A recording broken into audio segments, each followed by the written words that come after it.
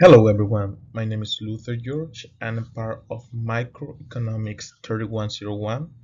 I'm going to be talking about the economic concept of cost. First, we need to define what cost is. It refers to the amount of payment means to acquire any goods or services.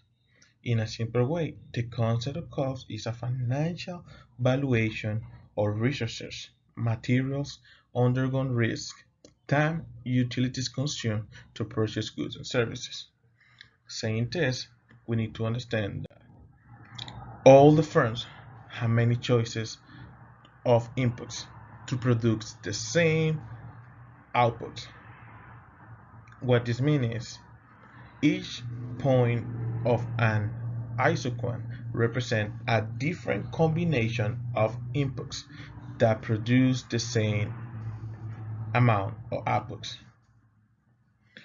We need to figure that every single firm can produce the same item. Let's gonna give an example. There's a farm and they can produce the same amount of meat in different ways. You have different outputs. They can be 100% having just 3 employees and be 100% using machinery, or they can use all human and pay on labor, pay all the utilities. They have different inputs to make the same output. All right. Okay. Now saying that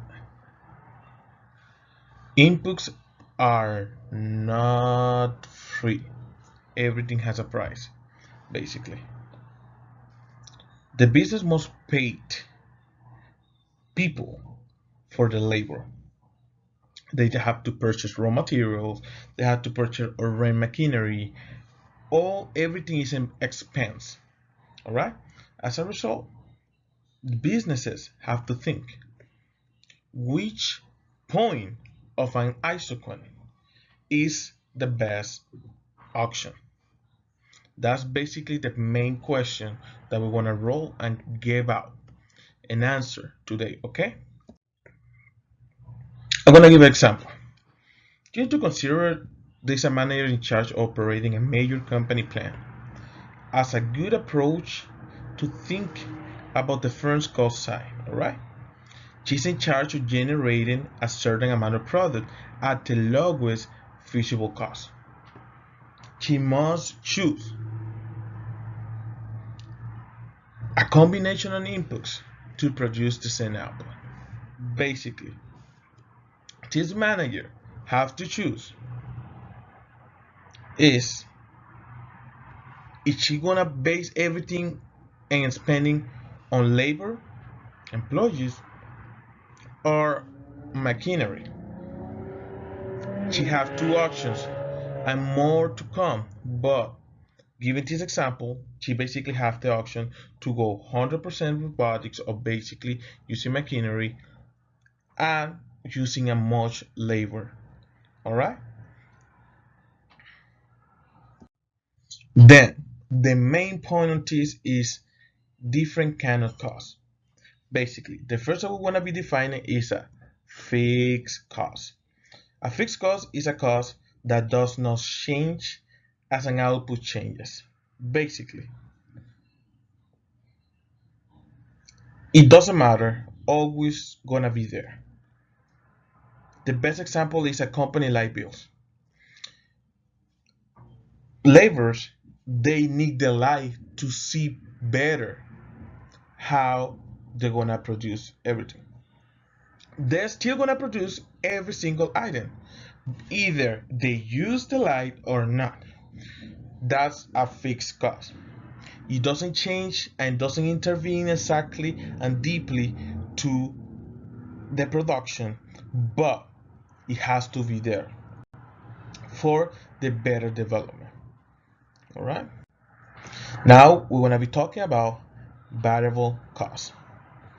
Basically, a variable cost is a cost that changes as an output changes. This is totally different than a fixed cost. Basically, and variable change, a variable cost, a firm that wishes to produce more output might need to employ more labor hours by either hiring more employees or giving the same employees overtime. They have to wait. Okay, you can use the same employees. They're gonna be more tired. They have to wait what is the best option. But if you hire someone, they have to start training and takes more time. All right. Now, opportunity cost. This, I think, is the point more important about the concept of cost. All right. The opportunity cost of something is the value of the next best alternative giving up in order to get what are you getting. All right. Suppose that a firm has access to an input that it can be used in a production without paying for the price. All right. Um, a better example is in a family who has a farm. The farm uses land, water, seeds, fertilizer, labor, and farm machinery to produce a crop. Let's say that this crop takes some time and different aspect. They have the option. They are giving up the same land that they can produce cattle, or they actually can rent it out to have a warehouse in that place. All right, they are giving up something that is can cost in the future a better auction, less job, less work, but they're giving it because the company basically is based out of a farm.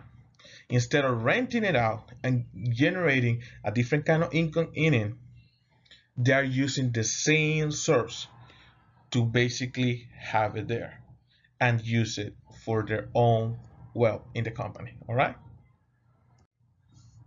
All right, we need to understand that there are some costs that are recoverable, that you can actually recover from it, and some that are not. An example of recoverable cost is the money that a farmer spent on a new tractor, because basically you need to understand that he can either use it for some times and sell it, so it's still gonna make some profit. When you don't make anything back, you cannot recover from that expense. It's called a sunk cost. It's expenditure that is not recoverable. An example is the pain that an owner of a coffee shop that is renting the place have to pay just to have a better look.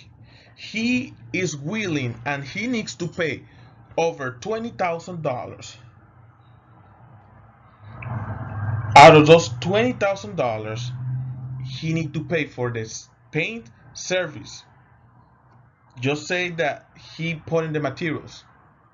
He just can't declare half on his taxes. I can have a deduction. And he's making the job. They said that he's just gonna recover for that just 10,000. So he's gonna save 10,000. Still, it's a sunk cost because he's not recovering not even half of what he's spending there.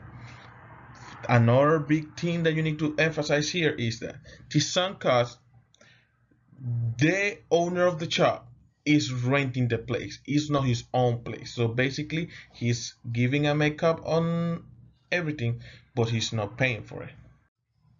All right, the last sunk cost, I put everything in the same, is depreciation. Basically, the same word said, is the loss of value of a durable good or asset over time. What is a durable good? It's a good that has a long usable life. Let's give this example. Let's say that you're using a car, a vehicle. All vehicles, you have certain price when you purchase it. Let's say that a car, you purchase a car and you usually has to do Uber. That Uber car, the moment that you purchase it, it has a market value of $10,000. But over a year, that car is gonna devaluate and they're gonna depreciate, and the cost of the car is gonna drop down probably to $5,000. Thank you so much, everyone. This was uh, the definition of cost.